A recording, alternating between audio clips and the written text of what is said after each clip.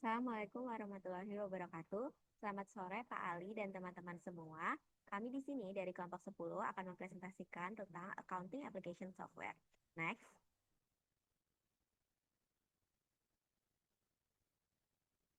Di sini kami kelompok 10 beranggotakan saya sendiri Dewi Valentina, ada Rahma, Latifah, Ramdhani, dan juga Rania. Next. Oke, jadi pertama-tama di sini saya akan menjelaskan tentang definisinya terlebih dahulu. Nah, accounting application software ini sederhananya adalah perangkat lunak yang digunakan untuk mencatat, mengolah, menyimpan, dan melaporkan data akuntansi secara otomatis dan terkomputerisasi, di mana pada awalnya ini biasanya dilakukan secara manual. Nah, software yang membantu perusahaan melakukan proses akuntansi dengan cepat, akurat, efisien, dan minim kesalahan itu juga dapat disebut sebagai accounting application software. Nah, apa sih tujuan dari accounting application software ini? Di sini tujuan accounting application software adalah untuk mempermudah proses pencatatan transaksi, di mana ini akan berhubungan dengan tujuan berikutnya, yaitu mengurangi human error, mempercepat penyusunan laporan keuangan, sehingga dapat meningkatkan efisiensi dan produktivitas, membantu pengambilan keputusan manajemen, menjaga keamanan dan penyimpanan data keuangan, serta dapat juga mendukung kepatuhan terhadap standar akuntansi dan perpajakan. Nah, tujuan ini juga didukung oleh peran-peran dari accounting application software sendiri, di mana accounting application software berperan untuk meningkatkan akurasi data, meningkatkan kecepatan proses akuntansi, menyediakan laporan secara real-time, sehingga dapat meningkatkan efisiensi biaya, meningkatkan transparansi dan kontrol internal, dapat terintegrasi dengan proses bisnis lain, dan juga memudahkan perhitungan pajak.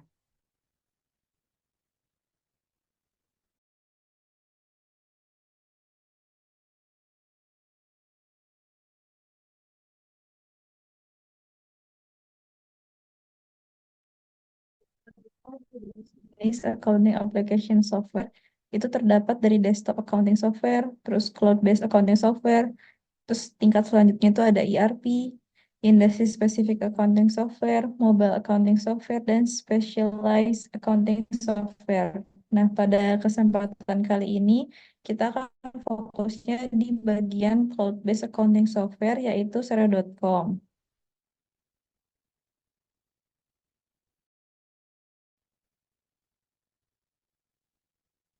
Oke, selanjutnya kita ke the risk of accounting application software. Jadi kami membagi risikonya jadi 3 bagian, yaitu confidentiality, integrity, dan juga availability. Jadi dari sisi kerahasiaan data sendiri, itu ada 2 risiko, eksternal dan juga internal. Di eksternal sendiri, ada risiko kebocoran data finansial akibat hacking ataupun phishing, juga akses yang tidak sah. Kemudian dari sisi internal bisa juga kebocoran data itu dilakukan oleh karyawannya sendiri. Nah, kemudian dari sisi keakuratan dan konsistensi data, ada risiko human error seperti salah input, salah konfigurasi akun atau jurnal, kemudian manipulasi data atau fraud internal, dan juga malware atau SQL injection, dan juga perubahan yang data yang tidak sah. Nah, kemudian yang terakhir dari sisi ketersediaan sistem bisa server down, crash, ataupun terdapat serangan di OS hingga ketergantungan pada vendor dan juga gangguan layanan cloud. Nah, selanjutnya mungkin bisa dilihat selanjutnya next slide.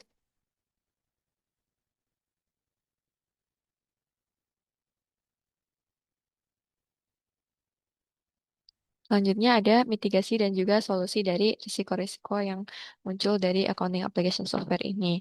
Mulai dari kerahasiaan data, ini mitigasinya ada akses kontrol berdasarkan role, kebijakan password, enkripsi data, awareness training, dan juga mungkin bisa dilihat detail-detailnya. Oke, selanjutnya.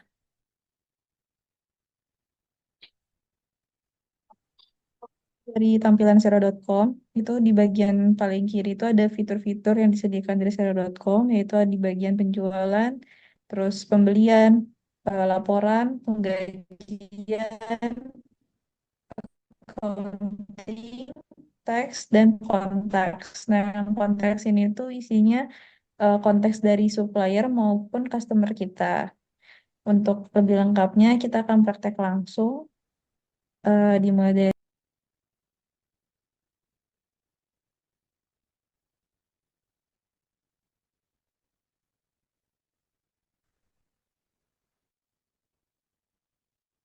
Oke, pertama kita bakal bahas revenue cycle dari Zero.com ini. Jadi revenue cycle-nya itu bisa kita proses melalui menu sales. Di sini ada sales overview buat ngeliat overview dari penjualan kita. Terus ada invoice buat bikin invoice. Online payment ini untuk ngelakuin payment yang secara otomatis gitu. Kalau misalnya dibayarnya pakai bank, itu bisa otomatis transaksi banknya itu masuk ke sini. Terus quotes itu kayak penawaran gitu, kayak kita nawarin ke semacam ngasih invoice, tapi ini tuh yang belum disepakati. Jadi kayak misalnya ada yang mau beli, terus kita bilang kayak oke ini di misalnya ruangannya disewa 1 hari, itu harganya 500.000 ya, setuju apa enggak? Kalau disetujui baru nanti bakal dilanjut ke invoice. Kalau nggak setuju, nanti bisa di nego ulang atau dibatalkan. Terus untuk customer itu buat kita masukin data supplier sama customer kita biar nanti pas bikin invoice atau quotes itu bisa udah otomatis gitu masuk emailnya, nomor HP-nya, alamatnya. Jadi kita nggak perlu ngetik satu-satu lagi berulang kali di tiap transaksi. Kalau produk and service ini gitu juga, tapi buat item penjualan kita. Jadi kayak contohnya di sini, sebentar, ada ini. Di sini juga bisa sekalian buat nge-track inventory gitu. Cuman kalau misalnya mau nge-track inventory itu kita harus lewat purchase order dulu buat nge-purchase eh buat nge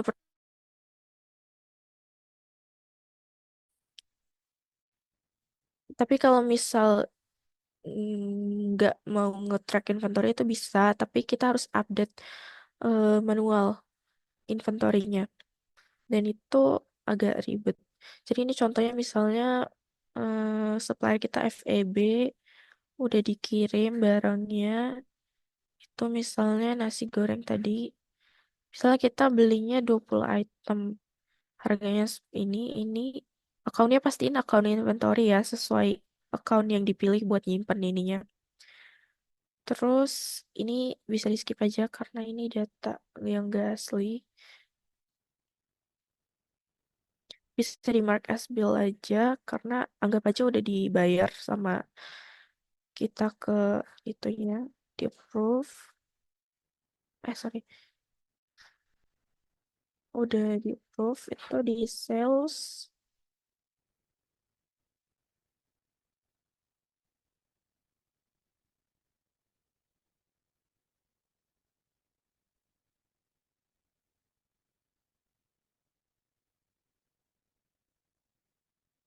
Oke, sebenarnya harusnya ini masuk inventory-nya, tapi nggak tahu kenapa. Tapi kita langsung aja ke quotes.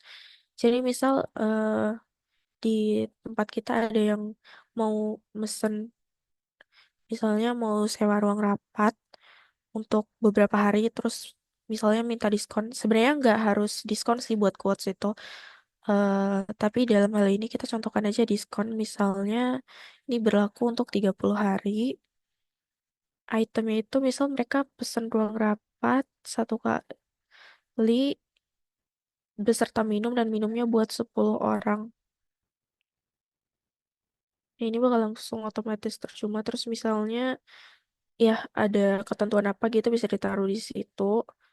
Terus ini bisa send ke emailnya tapi karena ini data bukan data beneran dan gak ada emailnya jadi kita mark as sent aja. Terus mark as accepted. Nah, kalau udah ini bisa langsung create invoice-nya dan ini udah kita nggak perlu ketik ulang gitu. Yang tadi dari quotes itu bisa langsung masuk datanya. Tapi semisal di awal transaksi gak ada quotes itu kita tetap bisa bikin invoice manual gitu. Nah ini invoice-nya udah jadi, tinggal approve dan email. Cuman karena gak ada emailnya jadi kita approve aja. Oh maaf,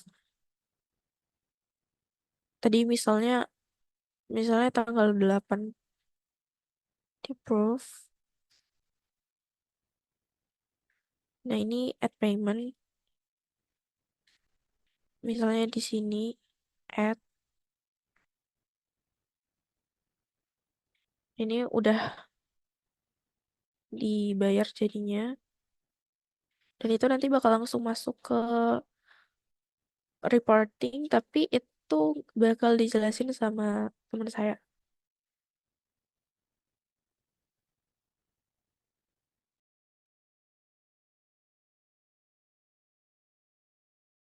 Ke bagian expenditure, sebentar.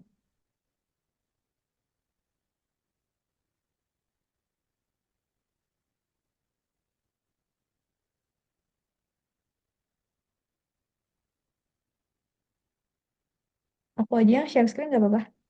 Oke.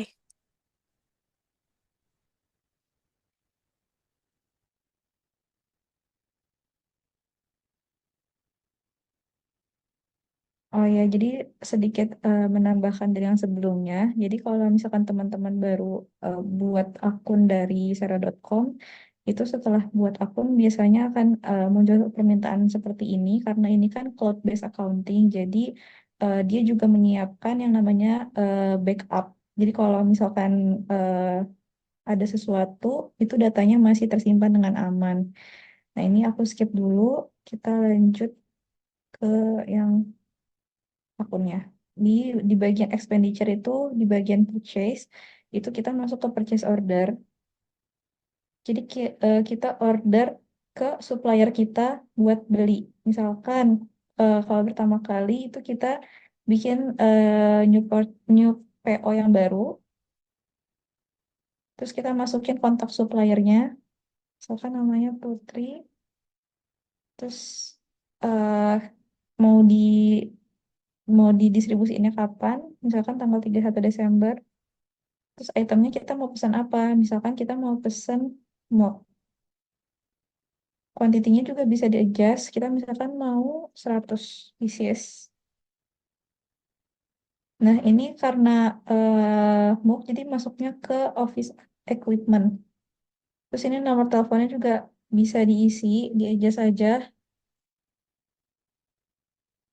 Dan kalau misalkan udah diisi, bisa langsung di-approve. Nah, ini udah masuk ke purchase order, udah tersimpan tandanya. Dan minusnya dari Sera.com ini, dia nggak bisa langsung ke approve secara otomatis. Jadi harus manual gitu. Dan ini kalau misalkan tampilan kalau purchase ordernya udah masuk. Terus, harusnya kita send ke apa supplier kita tadi, tapi karena ini fiktif, jadi kita langsung mark as billed aja.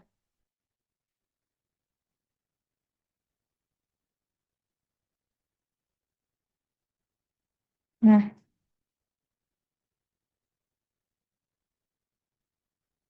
nanti bakal munculnya di bagian bills, tagihan kita harus bayar berapa ke supplier kita.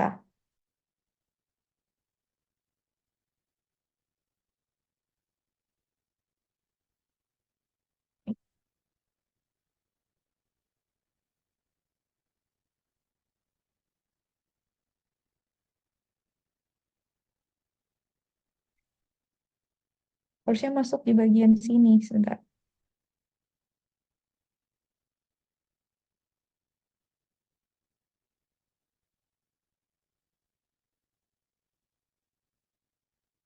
Nah, ini yang tadi,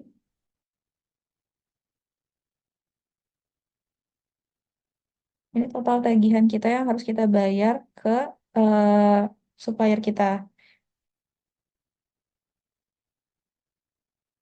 Nah, nanti kalau misalkan udah dibayar dan udah di-approve, itu akan masuk ke bagian reporting, di bagian laporan keuangan, dan juga accounting. Gitu. Terus di bagian purchases juga ada expense. Ini pengeluaran kita bisa dibikin baru aja. Nah, misalkan ini bisa upload buat tagihan listrik atau tagihan air. Nah, dan ini juga disesuaikan harga-harganya. Terus nanti klik approve atau submit. Gitu.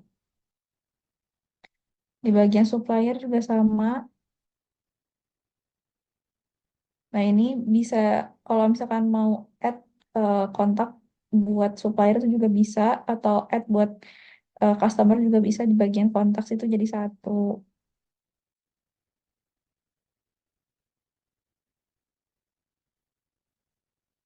Nah, ini tampilan overview-nya. Ini yang merupakan eh, biaya yang belum kita bayar ke supplier. Dan ini yang udah kita bayar. Oke, selanjutnya yang bagian reporting akan dijelaskan oleh teman saya. Oke, selanjutnya kita Udah. bakal bahas bagian general ledger. Jadi kalau misalkan kalian di home, terus pengen lihat general ledger, kalian tinggal klik reporting, habis itu klik all report, habis itu nanti kalian scroll ke bawah. Terus di bagian taxes and balances ini ada 3 general ledger yang disediakan sama Xero. Nah, jadi kita bakal bahas yang detail dulu ya.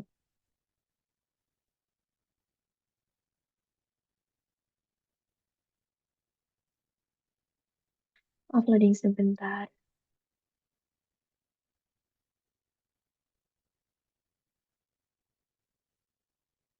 Jadi kalau di bagian general ledger yang detail ini, itu mereka akan apa ya memaparkan semua informasi yang terkait sama transaksi-transaksi yang berpengaruh ke akun-akun yang kita punya. Nah, di sini kalian juga bisa milih periodenya yang mau ditunjukin itu general ledger-nya periode apa. Di sini juga bisa custom date-nya juga, jadi kayak misal 9, terus di sini 10 itu juga bisa. Nah, terus di sini juga ada pilihan kalau misalkan kalian mau nunjukin accounting basis sama opening sama closing balance juga itu juga bisa. Ini kalau ada transaksi baru tinggal di update. Kita lanjut ke coding sebentar ya. Kita lanjut ke bagian summary. Jadi kalau bagian summary itu ya intinya dia ringkasannya dari detail. Jadi kalau misalkan detail tadi informasinya ada semuanya, di sini tuh informasinya disediain cuma yang penting-penting aja. Ini cuma kayak tadi debit, net movement-nya apa, terus udah gitu. Di sini juga ada filter, jadi kalau misalkan kalian pengen nunjukin satu account aja, bisa kalian pilih terus di apply gitu. Tapi karena di sini belum ada transaksi, jadi masih kosong. Oke, terus yang terakhir ada pending dulu. General ledger exception. Nah, kalau yang bagian ini tuh fungsinya itu buat nunjukin akun-akun sama transaksi yang punya potensi error yang lebih besar daripada akun lainnya. Jadi memudahkan perusahaan sebenarnya karena perusahaan bisa mengidentifikasi kesalahan yang ada di reporting, habis itu langsung dibenerin atau di solve lah intinya. Nah, terus kelebihannya general ledger-nya Xero ini apa? Jadi kelebihannya dia itu sesuai yang kita lihat tadi ya. Hmm, bentar. Yang kita lihat tadi itu eh, tampilan sama alurnya itu sederhana banget, nggak kayak SAP atau Oracle yang lebih kompleks. Jadi untuk UMKM tuh cocok karena mungkin mereka terbatas dari segi modal atau sumber daya manusianya. Terus yang kedua dia tuh udah otomatis. Jadi misalkan ada input transaksi baru gitu kan, nanti langsung akun-akun yang terkait sama transaksi itu akan langsung ke update dan masuk ke general ledger. Jadi kita nggak perlu manual ngejurnal habis itu posting ke general ledger itu nggak perlu lagi. Jadi bisa lebih efisien lah untuk perusahaan. Nah, habis itu yang terakhir, yang kedua, keuntungannya dia itu dia, iya nih, udah yang terakhir. Yang terakhir itu keuntungannya dia itu karena udah otomatis, jadi setiap ada proyek-proyek baru atau ada transaksi-transaksi baru, itu kita bisa langsung lihat dampaknya ke laporan keuangan kita itu apa. Nah, terus kelemahannya general ledger Xero itu apa? Kelemahannya dia itu eh, sekalipun dia cocok sama UMKM, dia itu kurang kompatibel sama perusahaan-perusahaan besar karena kalau perusahaan besar biasanya transaksinya jauh lebih kompleks dan kalau misalkan dia multinasional gitu kan, mungkin dia akan pakai dua standar kayak IFRS sama GAAP. Dan itu butuh apa ya multi ledger yang di sini tuh nggak disediain sama Xero. Nah, terus kelemahan yang kedua itu customita- eh, customization-nya itu masih terbatas. Jadi ya kurang cocok lah untuk perusahaan yang transaksinya itu lebih kompleks. Terakhir, jadi ya nggak, jadi yang terakhir kelemahannya itu dia nggak sesuai sama perusahaan yang punya banyak entitas bisnis yang berbeda karena dia nggak punya fitur konsolidasi otomatis. Nah, jadi jatuhnya kalau perusahaan pakai software ini malah jadi apa ya? Jadi nggak efisien buat mereka. Bagian selanjutnya akan dijelaskan oleh teman saya.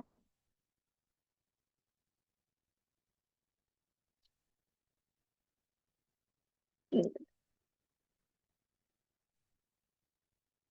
So,